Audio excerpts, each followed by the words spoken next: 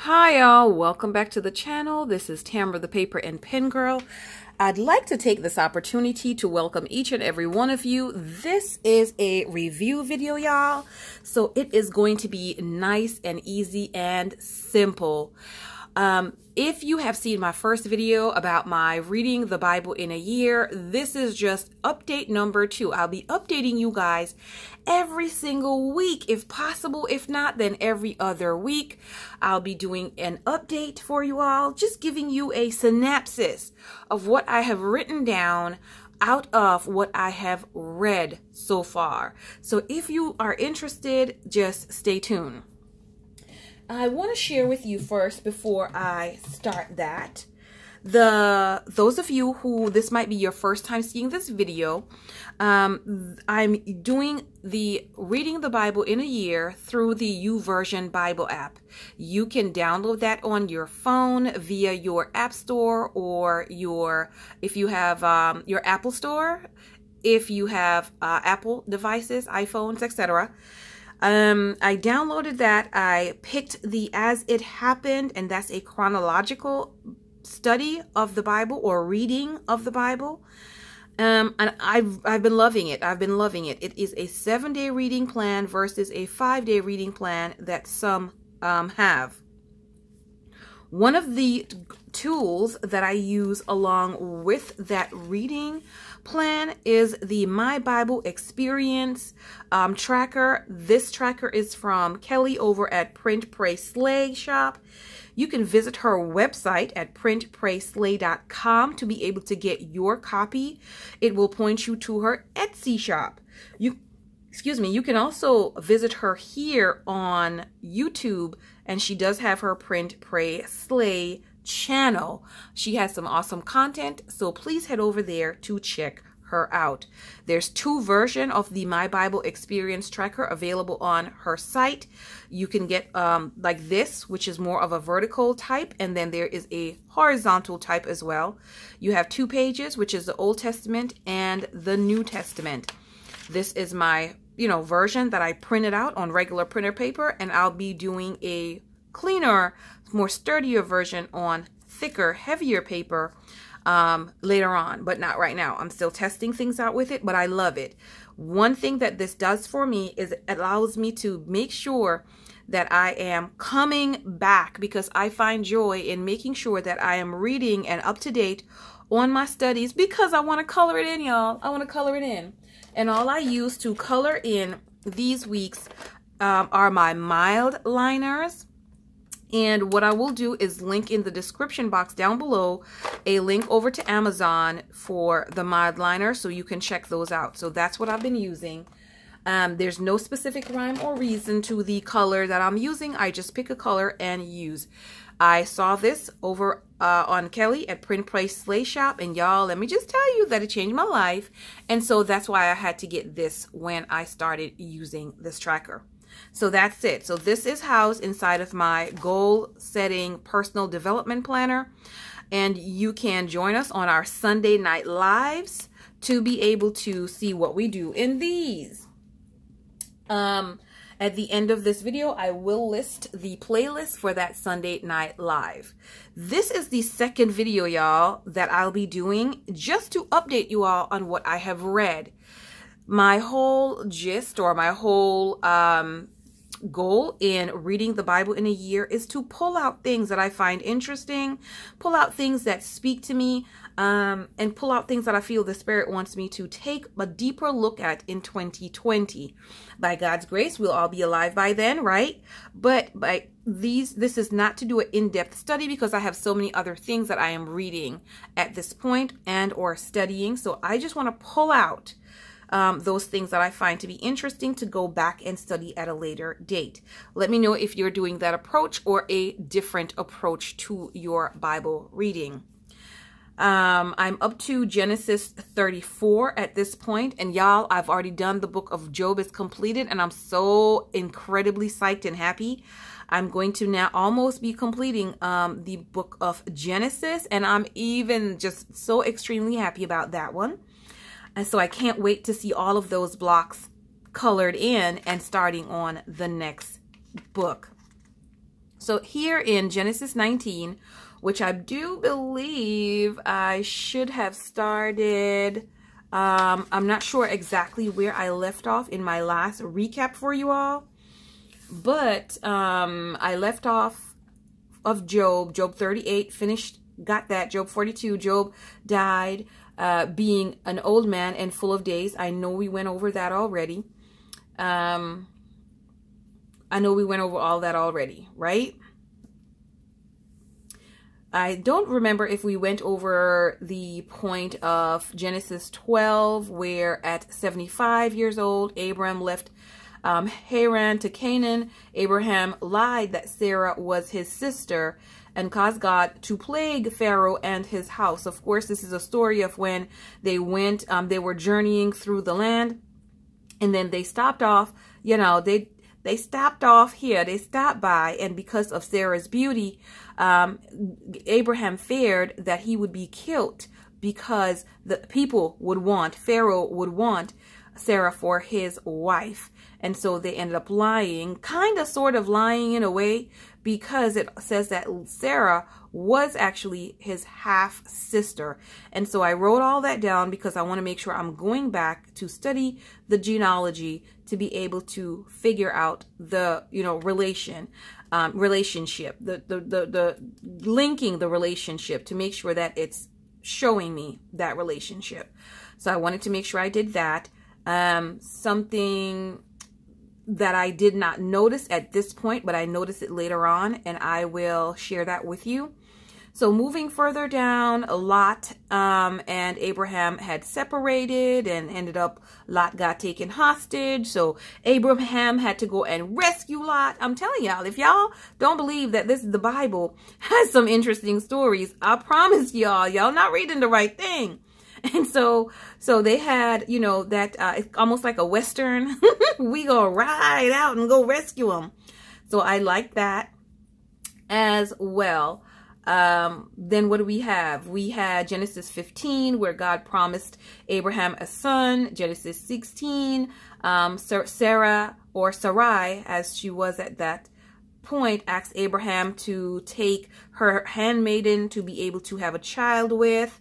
And of course, Ishmael was born out of that union. At 99 years old, God repeated his covenant that he had made, the promise to Abraham, that of course he would father a child through Sarai, his wife. And of course, later on, that came to pass. So all of that is in Genesis, right? Then rolling over to the next part, because like I said, I just want this to be a quick recap-ish. Lot gave the same treatment as Abraham. Lot was willing to offer up his... Okay, so Genesis 19, y'all. Oh my gosh. Genesis 19. So in Genesis 19, this was where the angels of the Lord came and told Abraham, hey, we're going to destroy the city of Sodom and Gomorrah. And if you look at how Abraham had treated the visitors, right? He invited them in, gave them food, make sure that he gave them the best of the household. And if you look at how Lot also treated them, he treated them the same exact way. And that spoke to me about, you know, being raised in a family that treats people in such a manner that it passes down from generation to generation, and the taking care of other people. I'm telling you, Lot was willing to offer his daughters up for these, you know, servants of the Lord. And I was like, whoa, Nelly, to the men of the city who were wanting these men to be able to do lewd and things with. So this was a very, very interesting story, and has so much depth and meat and meaning that you could really study and dig into that. So, but I didn't want to get into that as well. Then we got into the story of Lot's daughters. Oh my gosh, after the city was destroyed and all of that good stuff, y'all, I can't even get into that one right now, but I'm gonna need y'all to read that. Then we get into Genesis 20 when Abraham, of course, once again, they lied and they told, oh my gosh, another lie to a man that welcomed them in. Abimelech. So we got that portion as well. So twice. And yet, indeed, she is my sister. So that's where it was, yes, she's my sister, sister of my father, but not the daughter of my mother. So here we see, and I put OMG, right? Because it refers back to before. I wrote that Sarah was old and still very beautiful. And obviously she was a sexy woman, because I'm like, oh my gosh, like all these people wanted her. And so that for me was very, very impressive. So I'm going to want to channel my inner Sarah. So I'm bringing Sarah back, y'all. Forget about bringing sexy back. I'm bringing Sarah back. So I loved that as well. To moving on down so we can kind of hurry up and wrap up, is where Sarah died at 127 years old. And then, of course, Abraham took another wife, then had more babies with this new wife. Then we went into Genesis 25 and 26, where we see, Isaac and Rebekah being thrust into the same situation, where Isaac told that Rebekah was his sister, right? So we see the sins of the father becoming a sin of the son. Y'all, the generational curse. I was so surprised that the son did the same thing that the father had done. And I'm wondering, however, if this son knew what the father had done. So I don't know. So let me know if what y'all think about that. So here we see Genesis 27 and 28. Jacob takes Esau's blessing. Y'all, that story, again, the thievery, okay? The thievery. So we see Jacob takes Esau's blessing. Then moving further down, we see where he had to run for his life. Because, y'all, look, Esau was like, I'm going to kill you. I'm going to kill you because you took my birthright, and now you've taken the blessing after I've done. Y'all, I didn't do you anything. Why you did that? So we saw that happen in Genesis 27, 28, 29. We see all of that. Now, as we go further down, it tells us the fact that now Jacob served 7 years for Rachel, but was tricked. Instead of getting Rachel, he got Leah. So basically, like, you tricked your brother, your father-in-law tricked you. So he ended up working 20 years, a total of 20 years, for his 2 wives and his and the livestock that he ended up getting. Moving on further, coming down, Esau forgave Jacob. Of course, we saw how Jacob appeased Esau with gifts and all this stuff. So we see that happening as well. So now we come down to Genesis 33 and 34, where, oh gosh, like, oh my gosh, Genesis 34, where Shechem defiled Dinah. Oh my gosh. And her 2 brothers, Simeon and Levi, Lord have mercy, had these people get circumcised and then killed all the men. And I was like, geez, have mercy. That's some protective brothers. And they didn't discuss any of this with the father. They took things into their own hands and so much more in that whole situation. And it led me to the question, do young ladies or young girls nowadays have brothers who are this protective of them? Do brothers see their responsibility now towards their sisters as being protective of their sisters? Not trying to say that you should be killing people. I'm not saying none of that. But do brothers take up the responsibility of taking care of their sisters in such a manner? And if I'm not mistaken, I don't even think they were, no,